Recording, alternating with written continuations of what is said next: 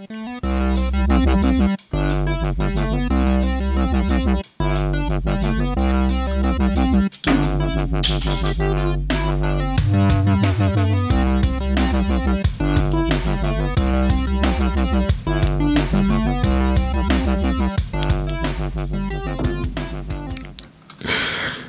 everybody, I'm Ramon Mejia from the LitRPG Podcast.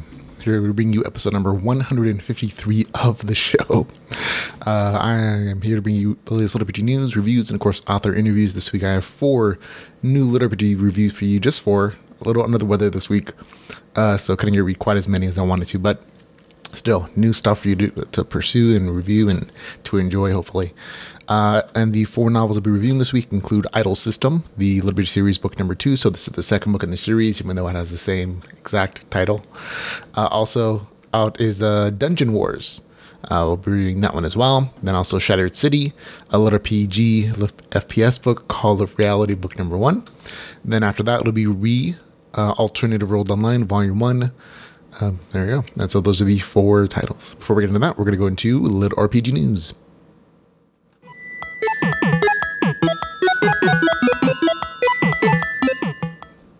And in LitRPG news, we're going to begin with Accounts Payable. This is actually the cover art revealed by Blaze Corbin for the 3rd and final book in the Norman Hazard series. And it looks very nice. I'm actually going to adjust the view a little bit for the video version of the podcast. And this is the story that is supposed to be tying back into the Delvers LLC universe for the folks there. And I just realized I have the wrong cap on here. There we go. Now it's LitRPG.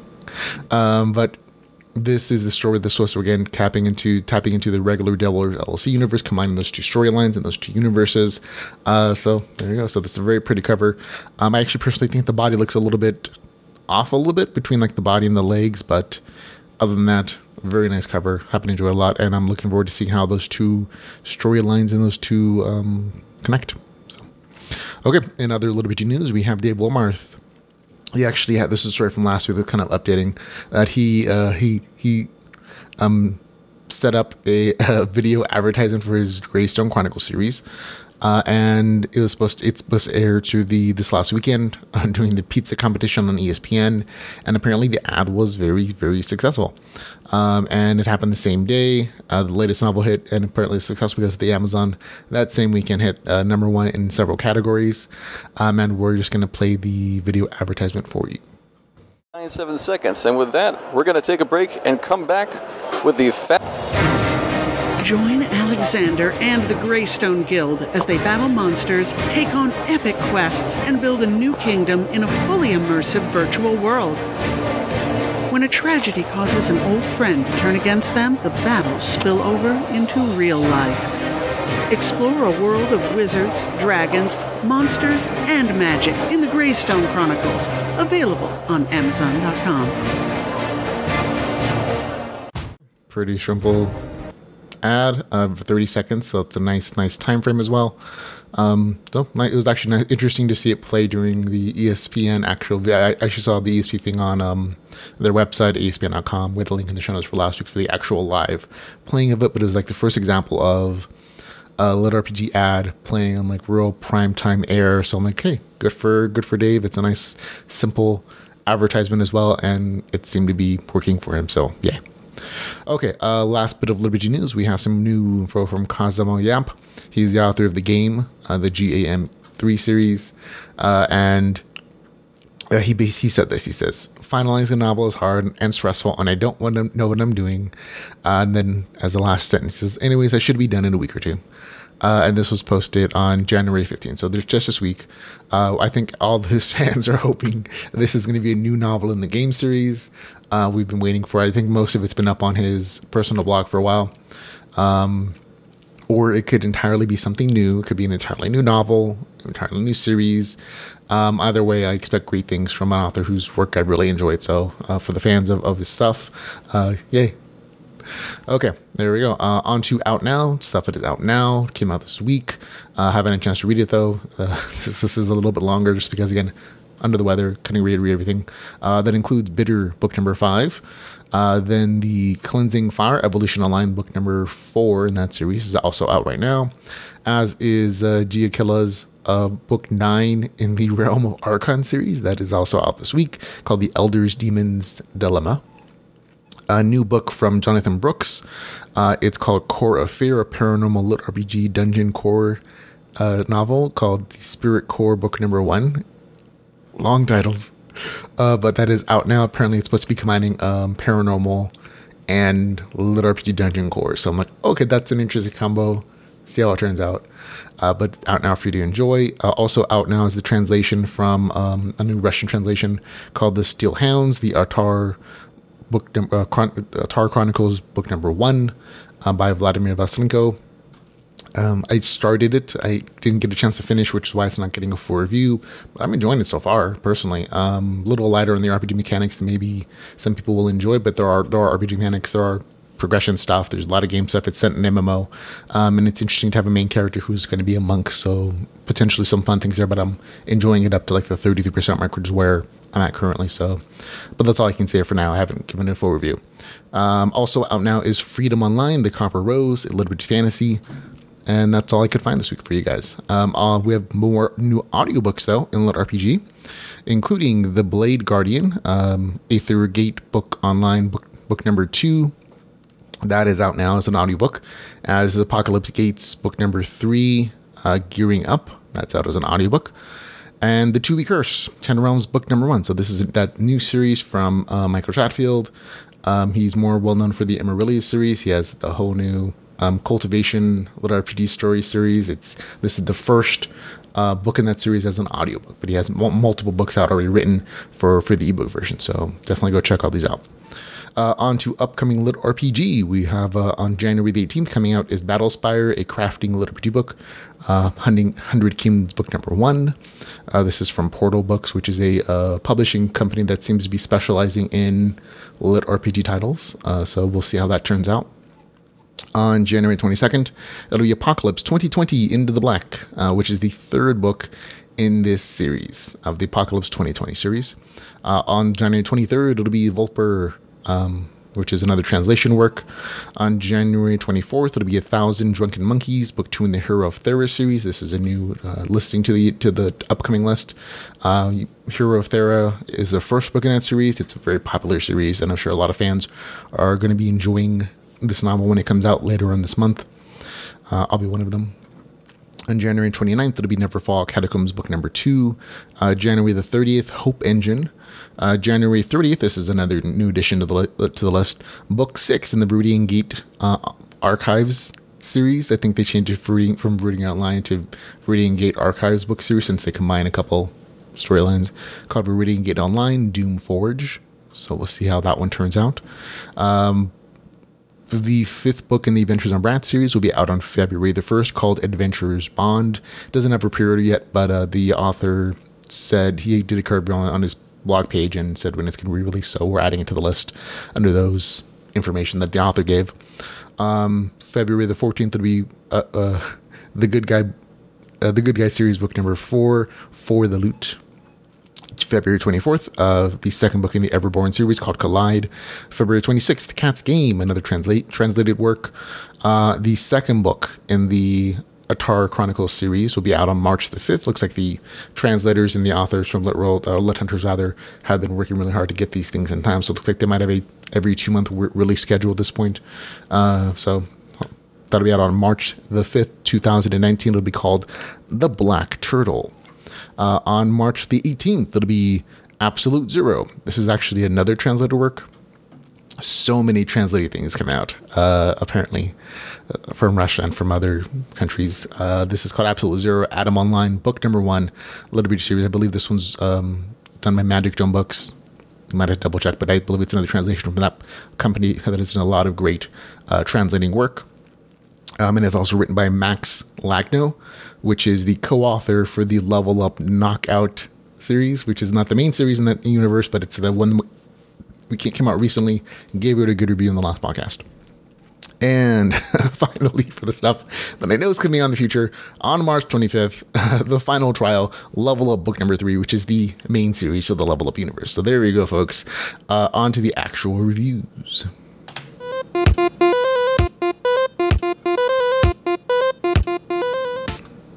Okay, time for some reviews, folks.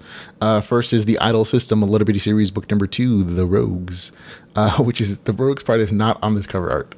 So yeah, 194 pages, $2.99, available on Kindle Unlimited. Here's the author's description. A man vows only to 3 people in his life: his mother, his father, and his master. As the newest member of the assassin sect, John is tasked to go after a new target. Alas, as he is away, things will take a turn in his sect's grounds. A man with power to control minds will whisper words of corruption into John's martial brothers and sisters. His power will cause unrest and unbalance, driving the sect in a new direction. Now does John take care of it before the other sects in the universe realize the change and take matter into their own hands. But will it be that easy? There you go. And I think, honestly, the novel description kind of ruins the whole plot, like the big twist in it, but it is what it is. If you like the first book in the series, The Idle System, you're probably going to like book 2. It's very much of the same line of, like, you have a progression system, you have a bunch of things that happen where he proves that system increases in power. This time around, though, there is slightly less emphasis on the RPG progression system. The Idle System, between book 1 and book 2, actually changes and morphs to the conditions, because between those two series, the main character changes worlds to, like, in this immortal world where it's a whole new, like, way of, like, harnessing energy called using life power. So it's not quite as RPG-ish. There still is that progression system with the Idle System, and it is still used to increase his power, but there is less emphasis there. It feels a little more like a cultivation story with, like, a bunch of fighting and action, and all that good stuff is there. Like, you like the action and slice of life adventures from book 1. A lot of the same stuff is story. It's just packaged differently. It has a larger universe to explore, since now it's from this one starting point, this immortal universe. There's a bunch of, like, literally different worlds the main character can travel to, and there's a bunch more expansions for different adventures and different environments, different combat systems, and different, things like that. So there's a lot more possibilities for stories there. And again, lots of fighting, lots of new powers, modified progression system, but it's still universe building. And I think, again, if you like book 1, you're going to like book 2. So for me, I had a good time with it. Get to score 7.3 out of 10. I liked it slightly less than book 1, just because the RPG progression system felt a little more important in book 1, but still had a good time with it. So score of 7.3 out of 10 for me. The Idle System, a LitRPG series, book number 2, The Rogues. Number 2, Dungeon Wars by Jeffrey Falcon Logue. It is 381 pages, $4.49. Very interesting price point. Also available on Kindle Unlimited, I believe. Here's the author's description. Same team, new place, new adventures. In a forest wilderness, a dungeon reappears after surviving a nation-ending war. The magical shock has devastated both the dungeon and its occupants in more ways than one. Doc finds himself alone in this new place, surrounded with unknown dangers. Claire, Doc's partner and guide, finds herself facing the nightmares with what she wrought using Doc, having freed herself from her mother's control. The pressure mounts on both as the damage is made clear. Even then, the wilderness surrounding them is filled with all manner of danger and traps, everything willed by law of the strong. How can a wounded family face such a threat as what has been disturbed? And will they be ready to defend the dungeon core from those who covet its power? So there you go. The best-selling series that started it all brings me a new series where it's all dungeon all day. And I think that's an interesting point, and it's important. There's surprising little dungeon in the Dungeon War story, to be honest. I was a little surprised by that. This is definitely a hard reboot of the Slime Dungeon Chronicle series. You basically get the same 4 main characters from the end of that series. That series definitely ended, like, in a really big, solid way. So don't expect this to be exactly the same. And I think in some ways, the fact that it has the main characters is going to be good for this novel. In other ways, it's not, because things change. Doc, Claire, and they're like 2 slime bosses whose names I couldn't remember while I was writing this. They're all thrust forth in a far-flung location in a future time place. So everybody else, just about everybody else, I think, from the Slime Chronicles doesn't exist anymore. it is what it is. Now the dungeon is placed in a new location, and it must, without people, and it must change and learn how to grow without the boost from killing adventurers. So that aspect of the story is actually completely gone. There's not going to be any new adventurers coming through to clear a dungeon, and there's not going to be like any big power boost there. The whole situation has changed. I'm not going to spoil it for you if you want to read it, but just be aware that that aspect of the story is kind of gone. There's still dungeon building, but it feels a little more like dungeon environment, collaboration and ecosystem building in a lot of ways. And that's not necessarily bad. It is different though. So, and I think there were actually negative reviews for the novel already saying that, oh, this is definitely feels like a new story, and I'm not a fan of this. And they get more specific, obviously, but be aware that this feels like a different story, and it is really a different series. It just happens to have 4 characters that you may really like, and that's kind of part that kept me going to the story. I would have, in some ways, I think it would have been easier to just like have an entirely new dungeon, because again, there are a lot of even like introspective aspects to these characters that are very different from the first series. And this novel is without a doubt going to be compared to the Slime Dungeon Chronicles because it has the same characters, but the storylines and the things that develop in the story are very distinct and different from that main series, and that's not going to please all the fans. Some are going to be happy to see a difference, obviously, but some are going to be like, oh, this isn't what I was expecting, because they had an expectation based on an entirely different series with the same characters. So I'm like, oh, okay. Some of the changes that I talked about, that the dungeon aspect is still there, but it's not really with adventurers coming through to clear it anymore. It's more like ecosystem building, and there's still fights, and especially like there's still a really big fight at the end of the series and in the novel, but that's really the only like major hardcore like fights that you get to see, and I think that's also a shift in the story, because remember books 1, 2, 3, and 4, and the Slime Dungeon Chronicles had increasingly big epic stories and fights that were really fan pleasers for some readers, and again, this is kind of a hard reset of that entire, so it's like starting over, and it is starting over for the dungeon itself. Additionally, for me, there's almost no RPG aspects here, and that's probably the biggest story for me personally, just because I've always saw this as a LitRPG series, even though the author never advertises as such. There are always in the Slime Dungeon Chronicles ranks and adventurer ranks, and the dungeons progression was described in those terms as well, and there were blue screen notifications about like the things the dungeon can do, and most of that has disappeared from this story. There are still blue screens that appear, so that they can't be sustained because of the lack of mana for the dungeon. So that might be something that returns in book 2 or 3, whatever the case is, as the dungeon grows. But in this one, it's almost completely non-existent. There are a few references to like tiers for monsters, but that's kind of it, and there's really no RPG progression here. So that's unfortunately means it's not LitRPG for this novel. But again, not advertising as LitRPG, so it's not going to get a negative review for that point in any way, shape, or form. But again, there are some things in the story I just think fans should know about if they're going to get into this. That there's a lot of the story feels like it's kind of set up for the longer series, and that there's a lot of development of things, including how the new environment for the dungeon, and also how the characters change. Those 4 main characters, Doc and Claire, and the 2 dungeon bosses, they feel slightly different, and I think there's more emotional development and more emotional baggage, because Doc is without a human soul. Claire doesn't have her memory blocks. And the new monsters have to deal with their evolution as like being slimes and not having human form anymore. And those 4 like emotional aspects honestly are kind of a lot in the story. And I think for some readers, it's going to be like, oh, that feels like it's a drag on the pacing of the story. And they do take up a significant portion of the novel's character development section for the stories. And I wish that maybe those could have been spread out a little more between a couple books, but that's not what happened. It's all here, and it's going to be okay with some readers and definitely going to be displeasing for others. For me, I'm okay with it. I did think it was a surprise though, because I've spent I think 4 or 5 books or whatever, or maybe 6 from the Slime Dungeon Chronicles, and this is like the first time that this has happened. So again, it feels a little jarring. I mean, it's explained in the story why it happens, so it makes perfect sense within the story context. But again, I know it's going to bug some readers, because it feels like a different course that you're taking with characters that are already really familiar to readers. So and just be aware that does exist as well. Overall, I still like the story. I like Doc, and I like Claire, and I like some of the things that are doing it. I think the emotional exploration went on a little too far, a little too long, I should say.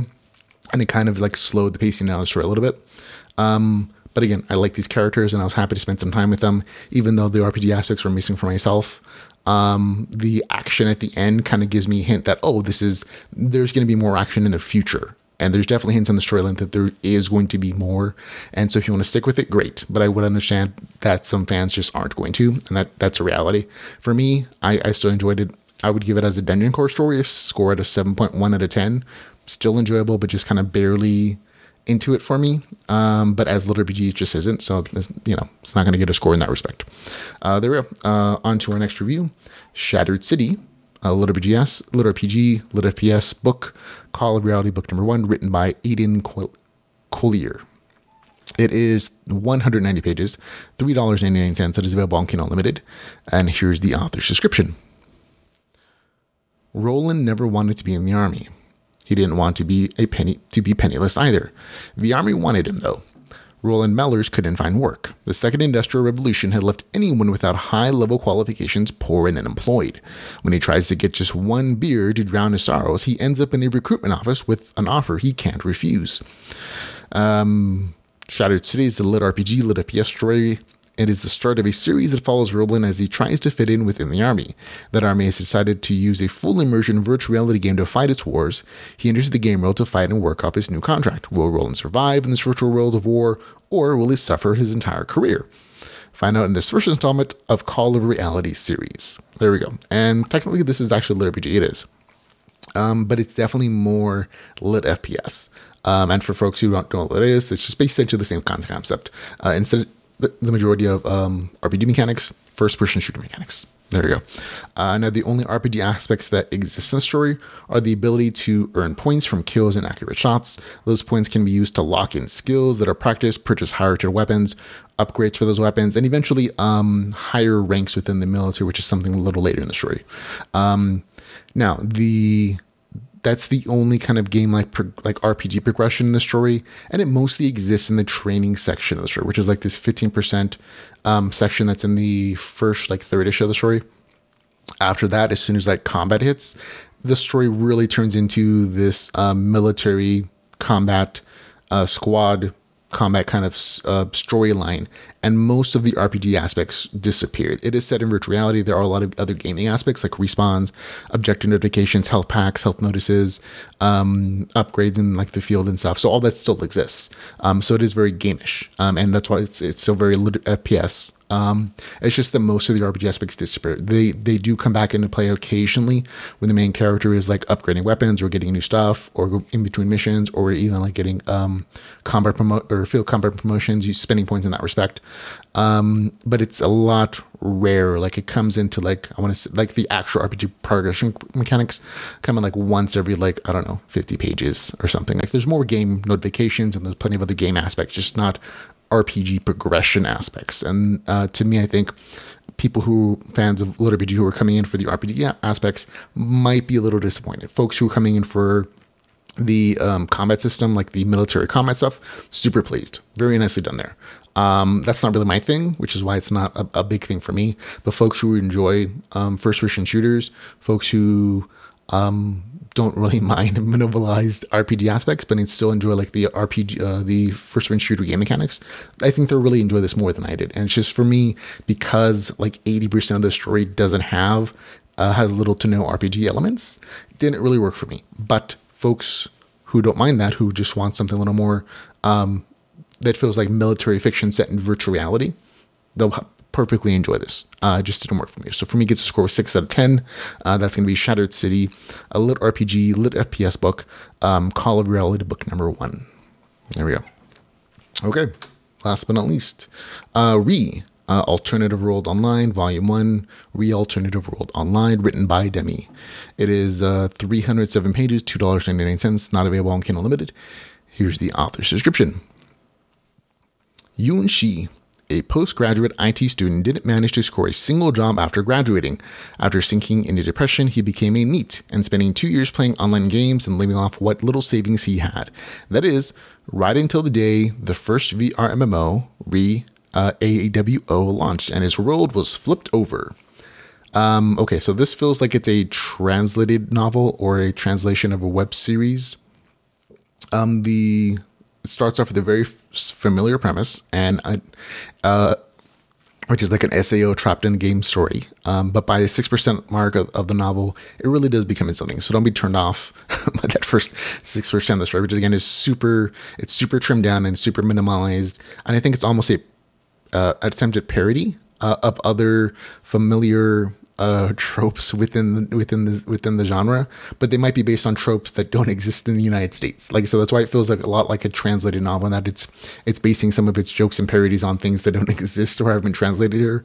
With the exception of Sword Art Online, which is like they're trapped in the game premise. But again, after that 6% mark, it really does become its own thing. So don't worry about it being a copy of anything. The most unique aspect of the story is that the main character eventually gets a unique race, vampire, and goes on this kind of slice of life adventure with these vampire supernatural themed quest lines. He doesn't always make the choices that are good guy choices either, which I thought was nice. So this is kind of a villainish aspect of the storyline, a villainish kind of story.